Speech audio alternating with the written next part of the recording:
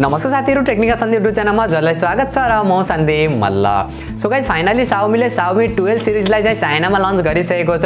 हामीले यो सिरिजमा चाहिँ तीनवटा स्मार्टफोन देख्न मिलेको छ। फिचर स्पेसिफिकेसन एकदमै कमालको रहेको छ।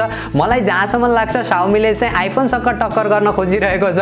कमालका चाहिँ फिचर स्पेसिफिकेसन भरि हेरेर चाहिँ यसमा दिएको छ। हामीले यो सिरिजमा चाहिँ तीनवटा स्मार्टफोनहरु देख्न मिलेको छ। Xiaomi 12, Xiaomi 12 Pro र Xiaomi 12X गरेर चाहिँ तीनवटा भेरिएन्टका साथ चाहिँ देख्न मिलेको छ। तर आजको भिडियोमा चाहिँ म Xiaomi 12 को बारेमा चाहिँ कुरा गर्दै छु। के फिचर स्पेसिफिकेसन देख्न मिल्छ र हाम्रो नेपाली बजारमा कहिलेसम्म देख्न मिल्नेछ र के कति प्राइसमा देख्न मिल्नेछ सम्पूर्ण जानकारी दिनेछु र भिडियो अन्तिमसम्म हेर्नु होला। त्योभन्दा पहिला चाहिँ यदि आजको भिडियो मन परे भिडियोलाई लाइक गरेर तलपट्टि देख्न सक्नुहुन्छ रातो बटन जसलाई फिचर च्यानल सब्स्क्राइब गर्नु होला र साथमा रहेको नोटिफिकेसन बेल आइकनलाई दबाएर अल नोटिफिकेसनलाई पनि अन गर्नु होला ताकि मैले जति पनि नयाँ भिडियो अपलोड गर्छु सबैभन्दा पहिला नोटिफिकेसन हजुरलाई मिल्नेछ।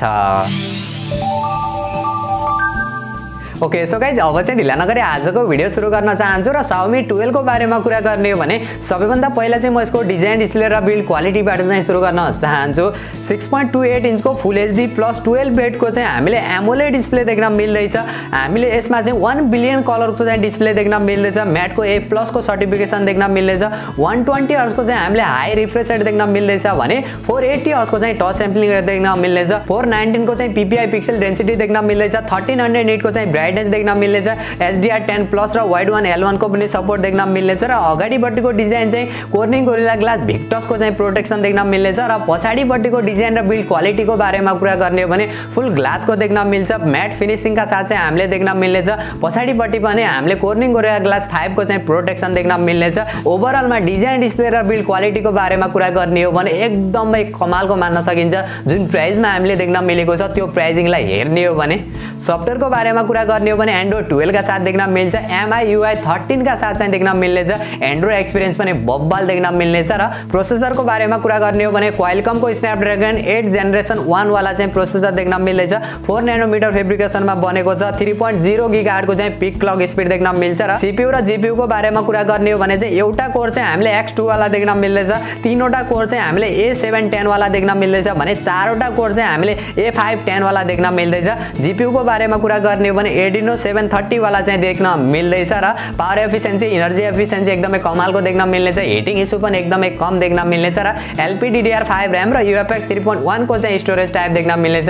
रिड एन्ड राइट को एक्सपिरियन्स पनि बब्बाल देख्न मिल्नेछ र ओभरअलमा यो प्रोसेसरको बारेमा र यसको गेमिङ परफर्मेन्सको बारेमा कुरा गर्ने हो भने एकदमै कमालको देख्न मिल्नेछ। अहिले सम्मकै एन्ड्रोइड स्मार्टफोनको सबैभन्दा पावरफुल प्रोसेसर पनि रहेको छ र जुन प्राइसमा लन्च भएको छ त्यो प्राइसिङलाई हेर्ने हो भने त अझै एकदमै कमालको चाहिँ हामीले देख्न मिल्नेछ र क्यामेराको बारेमा कुरा गर्ने हो भने पछाडिपट्टि हामीले तीनवटा क्यामेरा देख्न मिल्नेछ।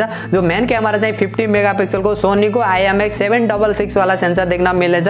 यसमा चाहिँ हामीले OIS को सपोर्ट पनि देख्न मिल्नेछ। सेकेन्ड क्यामेरा चाहिँ हामीले 13 मेगापिक्सलको अल्ट्रा वाइड सेन्सर देख्न मिल्नेछ भने थर्ड क्यामेरा चाहिँ हामीले 5 मेगापिक्सलको टेली माइक्रो लेन्स देख्न मिल्नेछ। पछाडिबाट 4K भिडियो रेकर्ड गर्न सकिनेछ। अगाडिपट्टिको सेल्फी क्यामेराको बारेमा कुरा गर्ने हो भने 32 मेगापिक्सलको देख्न मिल्नेछ। ओभरअलमा क्यामेरा फिचर र क्वालिटी पनि एकदमै कमालको देख्न मिल्छ र अरु फिचर र अरु सेन्सरहरुको बारेमा कुरा गर्ने हो भने इन डिस्प्ले फिंगरप्रिन्ट सेन्सर देख्न मिल्छ। तर यसमा चाहिँ हामीले 3.5 mm को हेडफोन ज्याक चाहिँ देख्न मिल्ने छैन। अरु सानातिना फिचरहरु सबै देख्न मिल्नेछ। ड्युअल स्टिरियो स्पिकरको सपोर्ट देख्न मिल्नेछ। आयर ब्लास्टरको सपोर्ट देख्न मिल्नेछ। कम्पास प्रोक्सिमेटी गाइरोस्कोप र यसमा ड्युअल नानो सिम स्लटको सपोर्ट देख्न मिल्नेछ र अरु सानातिना फिचर सेन्सरहरु जो हामीले Xiaomi कम्पनीको तर्फबाट देख्न मिल्छ सबै देख्न मिल्नेछ। र ब्याट्रीको बारेमा कुरा गर्ने हो भने 4500 mAh को ब्याट्री देख्न मिल्नेछ। 67 वाट को fast charger USB type C port का साथ ब्याट्री ब्याकअप पनि हामीले ठीकठाकको देख्न मिल्नेछ। त्यस्तो नराम्रो पनि भन्न मिल्दैन र त्यस्तो राम्रो पनि भन्न मिल्दैन। भेरिएन्टको बारेमा कुरा गर्ने हो भने हामीले तीनवटा भेरिएन्टका साथ देख्न मिल्नेछ। 8GB 128GB 8GB 256GB र 12GB 256GB का साथ चाहिँ देख्न मिल्नेछ। र नेपाल लन्च र नेपाली एक्सपेक्टेड प्राइसको बारेमा कुरा गर्ने हो भने Xiaomi 12 सिरिज चाहिँ हाम्रो नेपाली बजारमा लन्च हुन चाहिँ अलिकति टाइम लाग्न सक्छ या रिब्रान्डेड भएर पनि लन्च हुन सक्छ। यसको भने कन्फर्म चाहिँ भएको छैन। जुन दिन नेपाल लन्च डेटलाई लिएर अफिसियली अपडेट आउनेछ त्यो दिन अर्को एउटा डेडिकेटेड भिडियो बनाएर हजुरहरुलाई जानकारी चाहिँ दिनेछु। र नेपाली एक्सपेक्टेड प्राइसको बारेमा कुरा गर्ने हो भने यसको बेस भेरिएन्ट चाहिँ जो 8GB 128GB वाला चाहिँ लगभग हामीले 80,000 मा देख्न मिल्नेछ भने अर्को चाहिँ 8GB 256GB वाला चाहिँ लगभग हामीले 85,000 र 12GB 256GB वाला चाहिँ लगभग हामीले 90,000 मा चाहिँ देख्न मिल्नेछ। सो गाइस यति हो Xiaomi 12 को ओभरअल डिजाइन फिचर र स्पेसिफिकेसन र मेरो पर्सनल ओपिनियनको बारेमा कुरा गर्ने हो भने फोनमा जति पनि फिचर स्पेसिफिकेसन पाउनु भन्नुपर्ने हो।